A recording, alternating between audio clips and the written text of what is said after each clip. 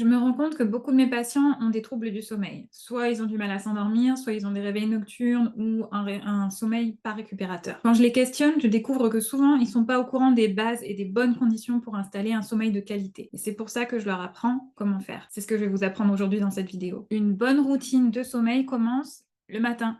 Et oui, souvent on pense qu'il faut installer des choses le soir, et c'est vrai, mais il faut commencer par le matin. C'est avec le rythme circadien et en faisant en sorte de jouer avec la lumière naturelle que vous allez pouvoir commencer le décompte de la journée et que votre corps va se préparer à s'endormir. C'est pour ça que mon premier conseil, c'est toujours le même. Sortez le plus vite possible une fois que vous vous êtes réveillé. Le plus tôt possible après le réveil, allez à la lumière naturelle. Ça veut dire ne pas regarder le soleil dans les yeux, mais être exposé à la lumière naturelle. Donc, pas derrière une vitre, pas derrière des lunettes de soleil. Si vous avez des lunettes de vue, ça fonctionne, vous pouvez les garder.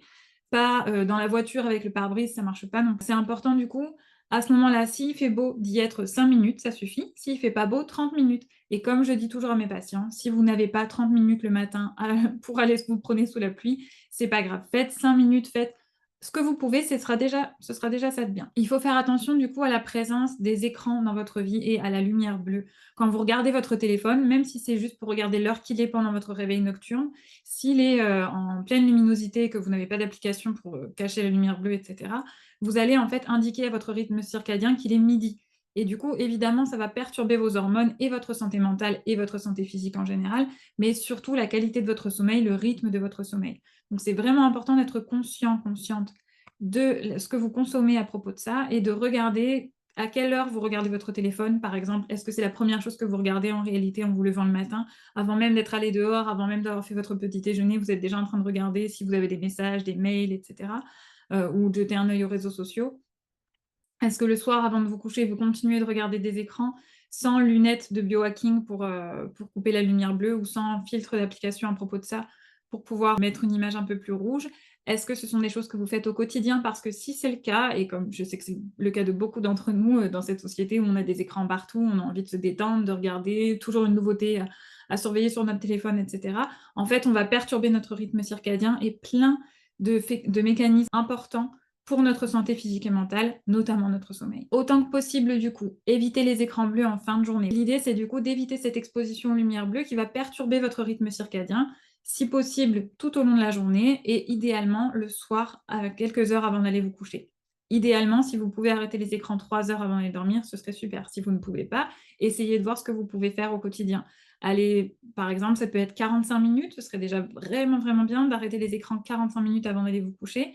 Si vous avez besoin d'utiliser des lunettes de biohacking ou d'autres choses, vous pouvez aussi essayer de voir l'impact que ça aura. Ce ne sera pas aussi bien que d'avoir arrêté les écrans, mais l'important, c'est de voir ce qui est réaliste pour vous comme avancée et ce que vous pouvez vraiment mettre en place au quotidien. Pas d'avoir des idéaux super hauts, mais vers lesquels vous n'irez jamais parce que c'est trop éloigné. L'autre chose que je voudrais que vous arrêtiez 3 heures avant d'aller vous coucher, c'est de manger. Si vous avez tendance à grignoter le soir ou à manger votre dîner très tard, juste avant d'aller dormir, ça peut vraiment impacter la qualité de votre sommeil. Essayez de dîner 3 heures avant d'aller vous coucher pour avoir un sommeil idéal. Éteindre les appareils et les veilleuses. Les études montrent qu'une simple diode lumineuse dans la chambre peut impacter énormément notre rythme circadien, nos hormones et du coup notre santé mentale.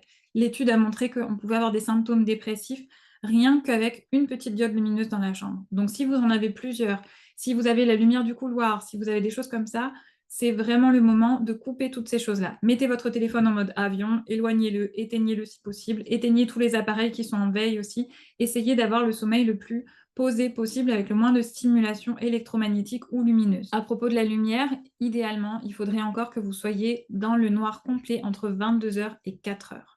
Si ça n'est pas possible, si vous vous réveillez par exemple la nuit pour aller aux toilettes ou pour vous occuper d'un enfant qui appelle, vous pouvez vous lever avec une lumière rouge.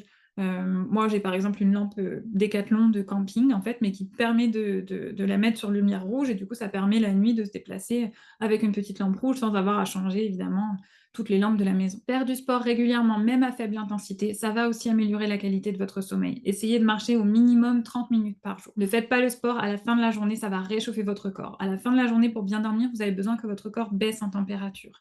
Ce que vous pouvez faire pour ça, c'est du coup éviter les activités stimulantes, sportives et les dépenses, autant que vous pouvez bien sûr, et prendre une douche chaude. Ça a l'air bizarre, mais si vous prenez une douche chaude, ça dira à votre corps que l'environnement est chaud et ça lui permettra, lui, de diminuer sa température. Si vous prenez une douche froide, vous allez indiquer à votre corps que l'environnement est froid et qu'il faut se réchauffer. Et du coup, il va avoir tendance à produire plus de chaleur et donc à installer de moins bonnes conditions pour aller au lit. Si vous êtes sensible à la caféine, sachez que ça met 10 heures à s'évacuer de votre corps. Ça veut dire que si vous consommez du café au petit déjeuner, ça n'aura sûrement plus d'impact au moment d'aller vous coucher, mais si vous avez tendance à prendre des cafés le midi ou l'après-midi et à avoir du mal à vous endormir, peut-être que c'est le moment de passer au décaféiné ou à la chicorée. Baissez les lumières progressivement. Vous allez petit à petit, en fait, recréer le coucher du soleil pour votre rythme circadien. Donc, petit à petit, dans la soirée, baissez les lumières, mettez des lumières plus tamisées de plus en plus et de plus en plus jusqu'à l'heure du coucher. C'est un conseil que je donne pour les adultes, mais ça marche aussi pour les enfants. Tout ce que je vous donne là, ça marche pour les enfants. Et si vous avez tendance à avoir des enfants qui ont besoin d'une veilleuse pour dormir, n'hésitez pas à regarder ma vidéo sur YouTube sur le sommeil des enfants, parce que dedans, j'explique toutes ces informations et comment faire pour installer un sommeil de qualité et réussir à faire dormir ses enfants dans le noir. Le soir, c'est le moment de vous reposer, de vous détendre et vous allez avoir besoin de dire à votre cerveau que c'est le moment d'arrêter ces activités et de se calmer. Évitez tout ce qui est trop stimulant, ce qui vous demande trop de travail, qui vous demande trop d'activité cérébrale, parce que ça va vous empêcher de vous sentir au calme et du coup de pouvoir bien vous endormir après. Si vous vous réveillez dans la nuit, résistez à l'envie de regarder l'heure, je vous en supplie. Ne regardez pas l'heure. Premièrement, la plupart du temps, vous allez le regarder sur quelque chose de lumineux et ça va perturber votre rythme circadien. Et en plus, ça va comme programmer votre cerveau à se réveiller encore à cette heure-là.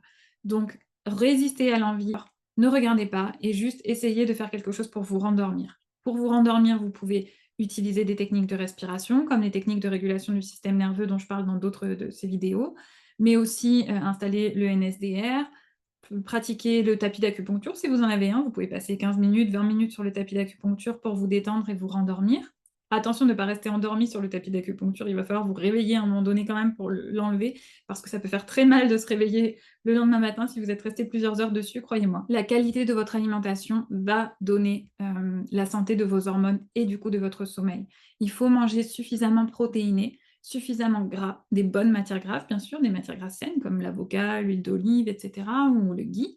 C'est vraiment important. C'est aussi important de manger des glucides. Souvent, si on a une alimentation pauvre en glucides, on peut avoir du mal à s'endormir aussi le soir. Donc, c'est important d'éviter tous les régimes hypocaloriques, etc., qui peuvent vous stresser. Premièrement, parce que vous risquez de manquer de calories et donc votre cerveau va rester éveillé pour aller chercher de la nourriture, mais aussi parce qu'il ne va pas pouvoir permettre à votre corps de fabriquer tout le nécessaire à votre endormissement. Si malgré tout ça, ça ne va pas mieux, vous pouvez maintenant ajouter d'autres choses. Mais croyez-moi, commencez d'abord par installer les bases plutôt que commencer par acheter des compléments ou acheter des plantes, des huiles essentielles, etc. Parce que si vous installez correctement ces bases, il y a de très très grandes chances que vous dormiez comme un bébé ensuite. Et si vous avez vraiment fait tout ça correctement et que ça ne suffit pas, alors c'est le moment d'aller chercher peut-être des compléments alimentaires, du magnésium, des plantes, des huiles essentielles et de voir ce dont vous avez besoin et pourquoi ça ne fonctionne pas. Dans ce cas-là, discutez-en avec votre médecin pour voir ce qui est possible. Maintenant que vous avez toutes les conditions pour installer un bon sommeil, il ne vous reste plus qu'à les mettre en place. Bonne nuit!